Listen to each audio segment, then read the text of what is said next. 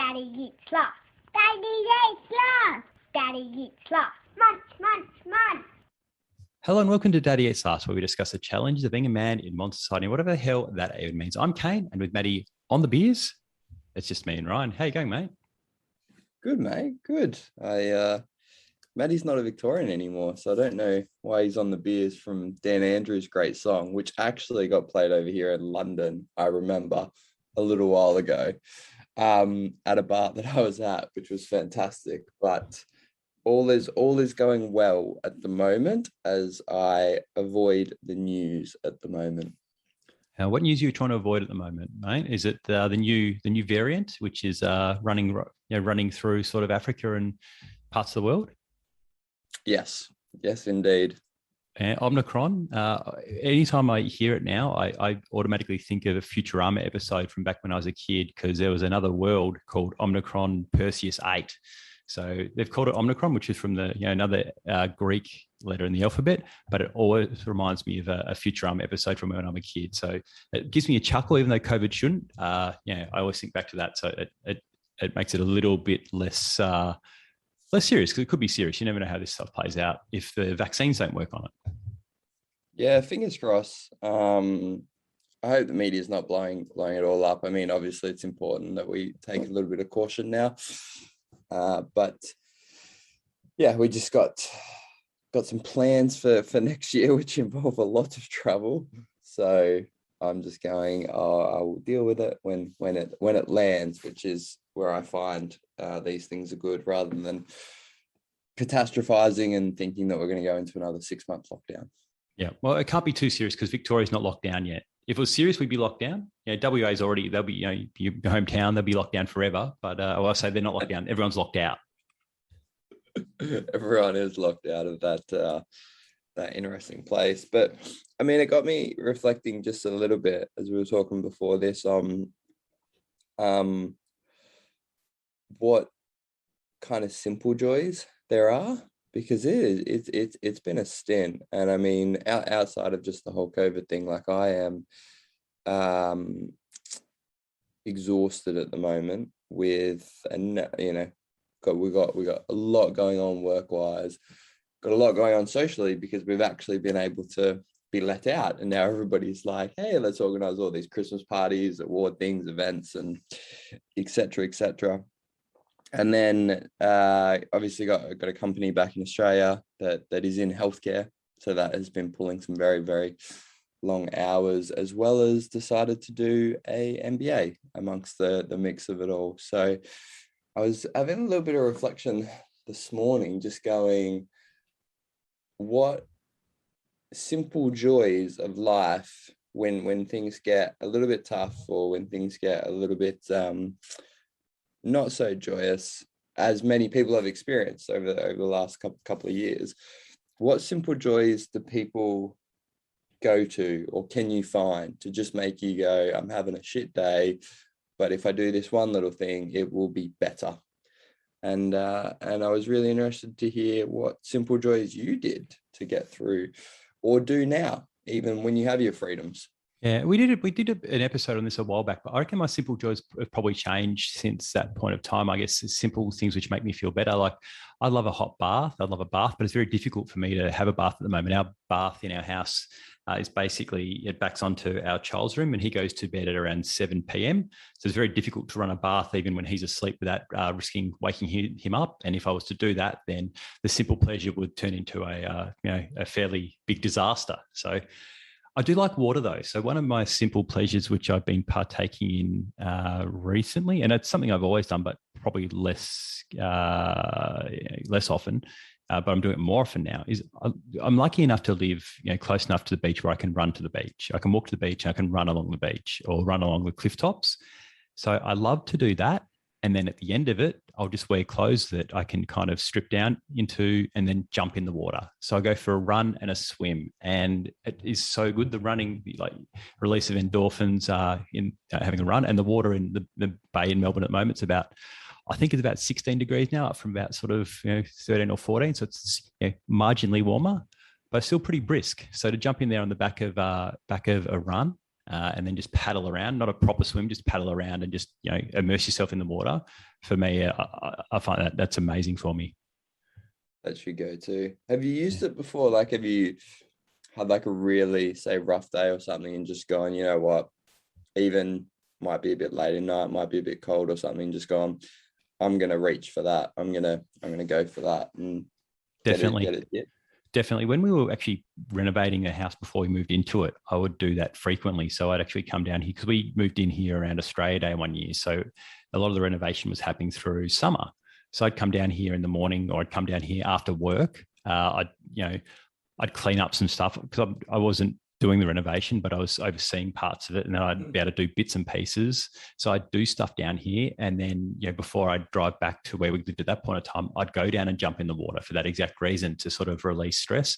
I'll do it first thing in the morning as well. So sometimes I'll go down there, and primarily in summer, I'll go down there and jump in the water if I know I've got a tough day ahead. So it's almost a preemptive sort of thing.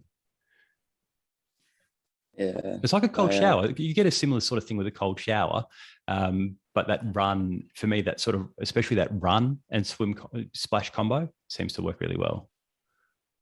Yeah, I think there's definitely a bit less painful in terms of psychologically going from I'm hot after a run anyway, so this will just be cool, versus it's early in the morning and I'm going to actively walk into a cold shower. But I have done the cold shower thing before. Well, my favorite thing when I go down to the beach and there's people who are going to go in the water, people like, you go in the water to cool down. That's the reason the water's there. So if you want to sit on the beach in the sun in the middle of the day, sit in the sun. If you're going in the water, you go in the water to cool down. And people who kind of walk into the water and like are kind of like hugging themselves, like, bracing themselves as it gets the water, I've gone, A, the water's cold, and B, you're getting in there to cool down. So I'm not sure why you're trying to, you're shocked by this. Yeah, it's I saw that a lot when I was in Spain, and I would do the same actually. I was working out of there for a little while and wasn't far from the beach, so I'd go for a run along the top, and the days that I would do that, comparative to the days that I didn't, were hugely different. Yeah, it is. It's for me, it's just one of those things which helps a lot, especially on if I know there's a stressful day ahead, or I've had a long day or a physical day or a stressful day. It's just a good way of kind of releasing some of that. But what about you, mate? What have you got? Because you've got a massive workload at the moment. What are some of your simple pleasures which are helping you get through this? It's just, even though there is light at the tunnel at some point, what's helping you get to that light in the tunnel? Some point, certainly. There's a couple of things, I think. So actually, our mutual friend Neo put me on this a while ago, and I was very glad that he did. As you know, I love my coffee, but most people get up and just hit like a coffee machine and just take the hit of the coffee, which is very, very important in itself. But one thing, so I use a AeroPress with grinded beans and everything, and just, I think the action of, the next level would be to get a proper home espresso and that, but we're quite mobile, so the AeroPress works really well. But literally just that act of doing that form of making it almost like stops me a little bit in the morning and goes, oh, okay, well, this is a bit of a nice experience to craft this and put a little bit of time into it, and let it settle for a minute or two, and then also talking with like the cafe owners that I get the beans from and what beans they've got for this week and so forth. So I find that has actually turned itself into a little bit of a simple pleasure. And the AeroPress, correct me if I'm wrong, is almost like a coffee syringe, is it? Yeah. You basically, you put the beans through, get the hot water in, and then genuinely put something on top of it to press it down, and it filters through. I like that analogy of you injecting caffeine into just injecting caffeine. Yeah, although I've got a really good friend, he loves his caffeine, and he's just like, if somebody could IV this into me, I would be very happy. Like, I don't think that will get through the FDA, but you can give it a go.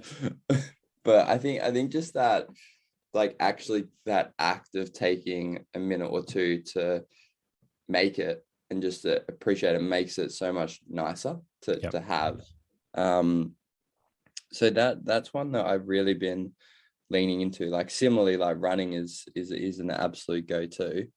But then, and I think this one's a little bit understated maybe for men, but as you know, I'm also a fan of my fashion. Yep.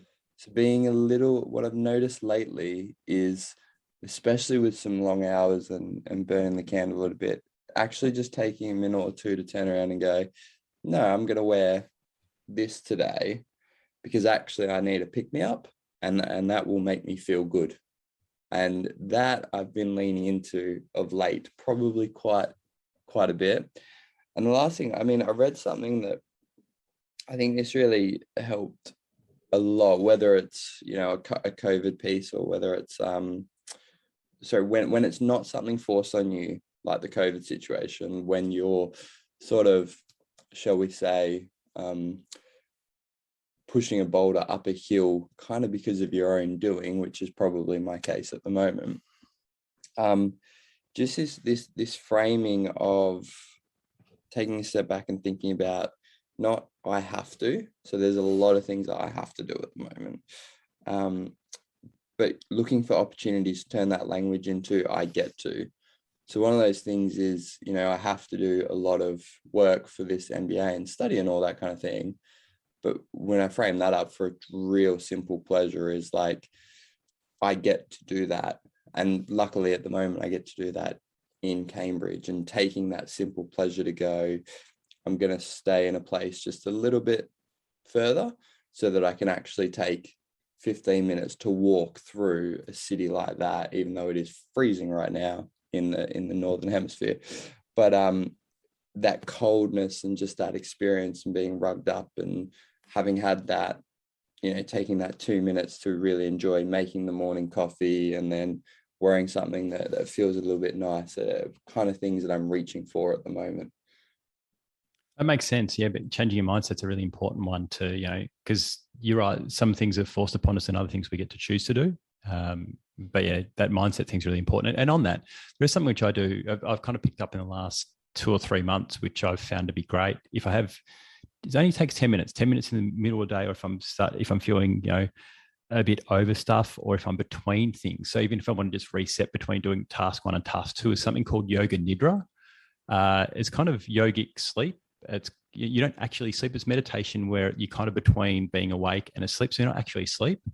It only takes 10 minutes, and there's a bunch of free 10-minute yoga nidra, you know, programs on YouTube.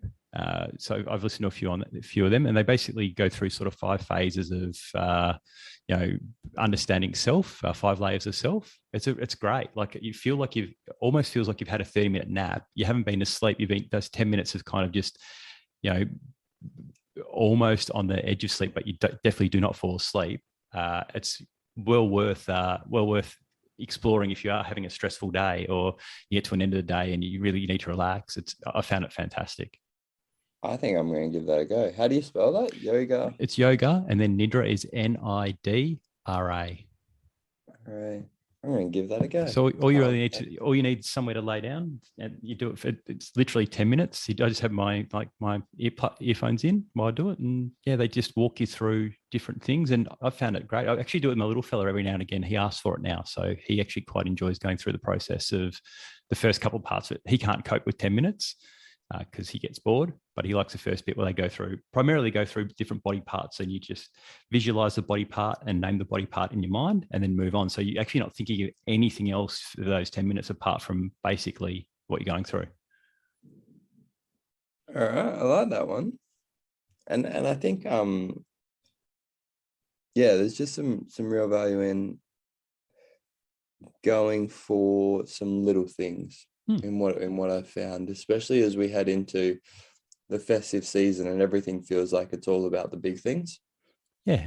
And everything apart from coffee, which, you know, if you're making it at home in an AeroPress, is fairly cheap. The other 3 things we mentioned are free. Very true. They don't cost anything. Very They just true. cost, some of them cost a little bit of time, but they're also an investment. You still need time for you, especially. That's almost the important thing in all of this. You still need to make some time for yourself.